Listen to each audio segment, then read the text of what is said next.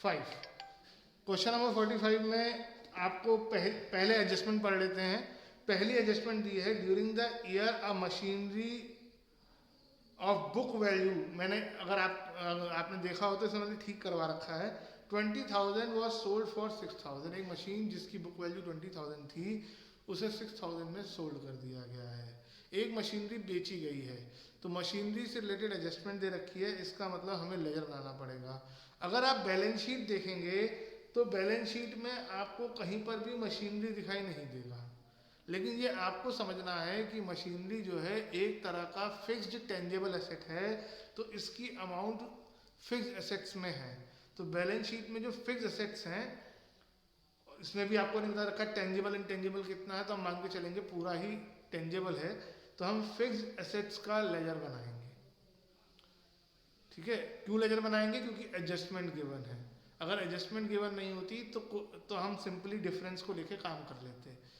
ठीक है, अब और कोई एडजस्टमेंट नहीं आने वाली, खत्म। जितनी एडजस्टमेंट डिस्कस कर ली यही आने वाली है जो मैंने करी है इस चैप्टर में, इतनी ही एडजस्टमेंट्स हैं। तो फिक्स्ड एसेट्स का हम लेजर बनाएंगे पहले, तो फिक्स्ड एसेट्स का लेजर बना लेते हैं। जिस नाम से आपको बैलेंस शीट में एसेट का नाम दे रखा है उसी नाम से आप लेजर बनाओगे। जैसे पिछले क्वेश्चन में मशीनरी गिवन था, तो अगर हम उसमें लेजर बनाते तो मशीनरी के नाम से बनाते। अब सवाल ये उठता है मेथड कौन सा वाला, तो पहले दो मेथड थे। एक में depreciation, accumulated depreciation balance sheet में गिवन होना चाहिए था, तो बैलेंस शीट में तो कहीं एक्यूमुलेटेड डेप्रिसिएशन है ही नहीं, तो इसका मतलब इसमें पहला वाला मेथड लगेगा, सिंपल वाला, पर्टिकुलर अमाउंट। शुरुआत टू बैलेंस ब्रॉट डाउन से होगी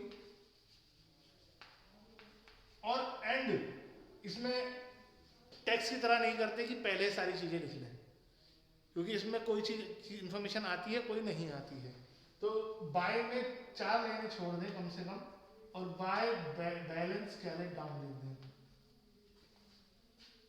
4 लाइनें 5 लाइनें छोड़ना, कम से कम 4 लाइनें तो छोड़े ही छोड़े, क्योंकि जो इन्फॉर्मेशन होती है कम से कम 3 चीजें तो बाय में आती हैं अगर हो तो पहले अमाउंट ब्रॉट डाउन और कैरी डाउन में लिखी जाएगी। ये कहाँ से आएगी? ये अमाउंट बैलेंस शीट से आएगी। तो बैलेंस शीट में देखो, provision for fixed assets beginning में कितने हैं? 15 लाख। ब्रॉट डाउन में 15 लाख। एसेट्स की शुरुआत डेबिट से होती है, और दूसरी अमाउंट है 20 लाख। करंट ईयर की अमाउंट यानी क्लोजिंग बैलेंस, और प्रीवियस ईयर की अमाउंट मतलब ओपनिंग बैलेंस। अब एडजस्टमेंट में आ जाओ। पहली एडजस्टमेंट कह रही है कि एक मशीन जिसकी बुक वैल्यू 20,000 थी उसे 6,000 में बेच दिया गया, तो बेचा गया है तो बाय में आएगा, बाय बैंक 6,000। और क्योंकि अगर सेल किया है तो प्रॉफिट या लॉस जरूर हुआ होगा। उसकी बुक वैल्यू 20,000 थी और हमने उसे 6,000 में सेल कर दिया, इसका मतलब हमें क्या हो रहा है? प्रॉफिट के लॉस? बुक वैल्यू 20,000 थी और हमने उसे 6,000 में सेल कर दिया, लॉस हो रहा है। लॉस आता है बाय में, बाय लॉस ऑन सेल। कितना लॉस हुआ? 14,000 का। कैसे आया 14? 20,000 माइनस 6,000, बुक वैल्यू में से जितने बेचा वो माइनस कर दो, सिंपल। और कोई एडजस्टमेंट दे रखी है? नहीं दे रखी है, एक ही एडजस्टमेंट है। वैसे ये इनकम्प्लीट क्वेश्चन है क्योंकि ऐसा हो ही नहीं सकता कि फिक्स्ड एसेट्स में डेप्थ ना लगे। अब हमें देखना है कि टोटल किधर का कम है, किधर का भी कम हो सकता है। अगर बाय का कम है तो बाय में क्या चीज मिसिंग है? डेप्रिसिएशन, तब बाय डेप आ जाएगा। और अगर 2 का कम है तो 2 में क्या मिसिंग है? इसमें 2 का कम है, 2 बैंक। 2 बैंक का मतलब परचेज, हमने इतनी मशीन और परचेज करी होगी। कितनी करी होगी? बैलेंस करके निकालो। टोटल आ गया 20,20,000 और बैलेंस आ गया 5,20,000। अगर हम ये लेजर ना बनाते तो हमें ये पता ही नहीं चल पाता कि हमने 5,20,000 की मशीन खरीदी, क्योंकि अगर हम बैलेंस शीट देखते तो हमें लगता हमने 5 लाख की खरीदी है। इसका मतलब हमने 5,20,000 के फिक्स्ड एसेट्स खरीदे हैं इस साल। अब इस एडजस्टमेंट को हम अपनी कैश फ्लो स्टेटमेंट में दिखाएंगे। जब आप लेजर बनाते हैं तो लेजर में जितनी भी चीजें हैं वो कैश फ्लो स्टेटमेंट में आएंगी। पहले समझ लो फिर दिखाते हैं। ब्रॉड डाउन और कैरेट डाउन को छोड़ के बाकी जितनी चीजें भी आपको अकाउंट में दिखाई दे रही हैं ये कैश फ्लो स्टेटमेंट में कहीं ना कहीं आएंगी। कितनी चीजें हैं, 1 2 3, ये तीनों चीजें कैश फ्लो स्टेटमेंट में कहीं ना कहीं लिखी जाएंगी। एक एक करके इनको दिखाते हैं हम। सबसे पहले है टू बैंक। टू बैंक का मतलब हुआ परचेज, तो ये हो गया परचेज ऑफ फिक्स्ड एसेट्स। हमें नहीं पता कौन सा एसेट खरीदा है, लेकिन ये पता है कि परचेज है और 5,20,000 अमाउंट है और ब्रैकेट में आ जाएगा क्योंकि परचेज किया है तो पेमेंट होगी। उसी की बाय साइड, अगर टू साइड में और कोई चीज तो है नहीं, बाय साइड में है बाय बैंक। बाय बैंक का मतलब हुआ सेल, सेल ऑफ मशीनरी। अगर आप फिक्स्ड भी लिख दोगे तो गलत नहीं है, लेकिन क्वेश्चन में बताया हुआ है कि मशीनरी की सेल हुई है, इसलिए मैंने मशीनरी लिखा।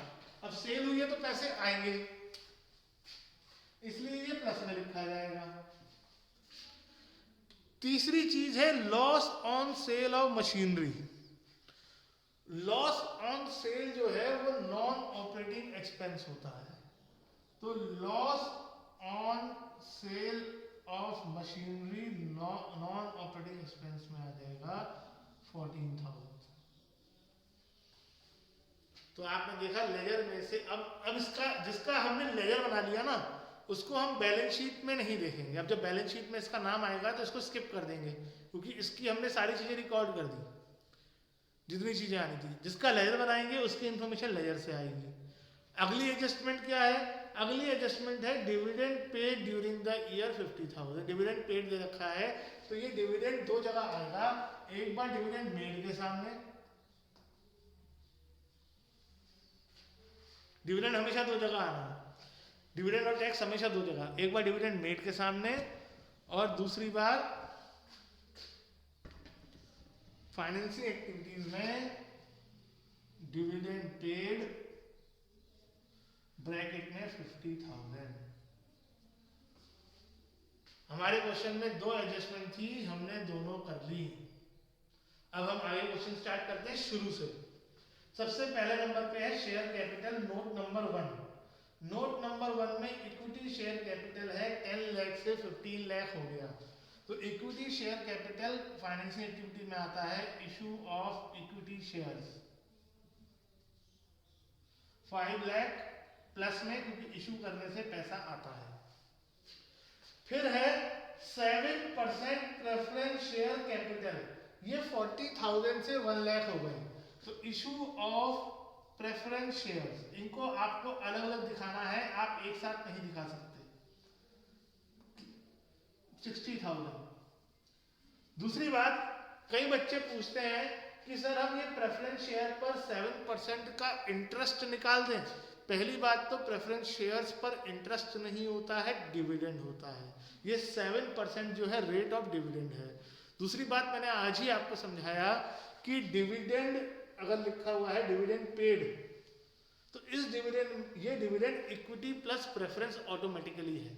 इसके अंदर प्रेफरेंस का डिविडेंड ऑलरेडी जुड़ा हुआ है, आपको दोबारा नहीं जोड़ना। अगर क्वेश्चन में डिविडेंड दिया हुआ है तो वो इक्विटी प्लस प्रेफरेंस होता है, आपको अलग से चिंता नहीं करनी। तो इसको आप 7% को नेग्लेक्ट कर दोगे। उसके बाद reserve and surplus, note number 2। Note number 2 में सबसे पहली चीज है जनरल रिजर्व। जनरल रिजर्व 60,000 से 4 लाख हो गया, तो ये ट्रांसफर टू जनरल रिजर्व में आ जाएगा 3,40,000। उसके नीचे ही दे रखा है स्टेटमेंट ऑफ P&L, जो कि 2 लाख से 1,50,000 हो गया, कम हो रहा है, इसलिए यहाँ ब्रैकेट में आ जाएगा 50,000, क्योंकि इसका मतलब इस साल 50,000 का लॉस हुआ होगा। ठीक, उसके बाद नोट नंबर 2 खत्म हो गया। ऊपर बैलेंस शीट में आ जाओ। Long term borrowing 9% debentures, 9% debentures. तो डिवेंचर्स जो थे वो लास्ट ईयर 6 लाख के थे, इस साल 4 लाख के हो गए। तो कम हो गए, क्यों कम हो गए? क्योंकि डिवेंचर्स रिडीम कर दिए गए। Redemption of debentures 2 lakh, bracket में क्योंकि पैसा पे किया होगा।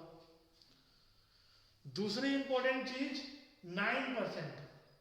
अब डिवेंचर्स पर इंटरेस्ट होता है, लेकिन पिछले क्वेश्चन में आपको लोन्स में एक डेट दे दी थी, इसमें डेट नहीं दी, तो हम लोन इस पर इंटरेस्ट कौन सी अमाउंट पे निकालें, 4 लाख पे या 6 लाख पे।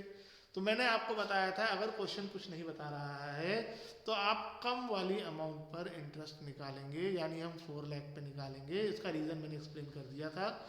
हम 4 लाख पे इंटरेस्ट निकालेंगे और इंटरेस्ट ऑन डिवेंचर 2 बार आएगा। एक बार तो फाइनेंशियल एक्टिविटीज में आ जाएगा इंटरेस्ट ऑन डिवेंचर 4 लाख का 9%, 36,000, और ब्रैकेट में आएगा।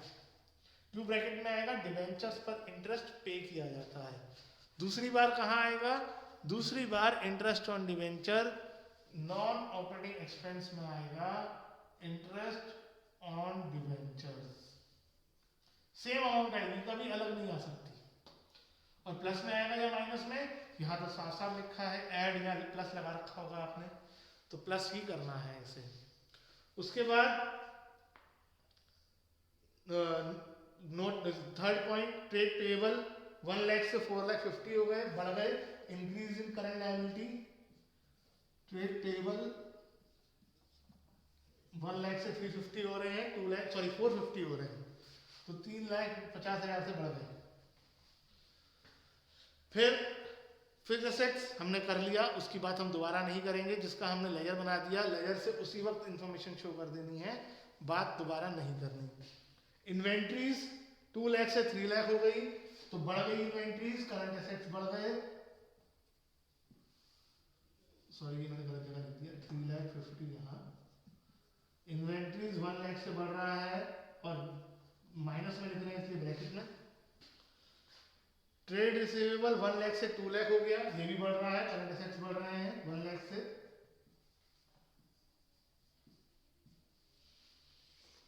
फिर आपको ओपनिंग और closing cash and cash equivalent दे रखा है। ओपनिंग है 2 लाख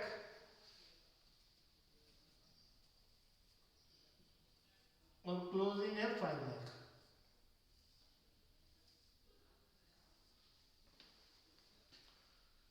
ठीक है, यहां पर ये क्वेश्चन खत्म होता है। इसके आप बैलेंस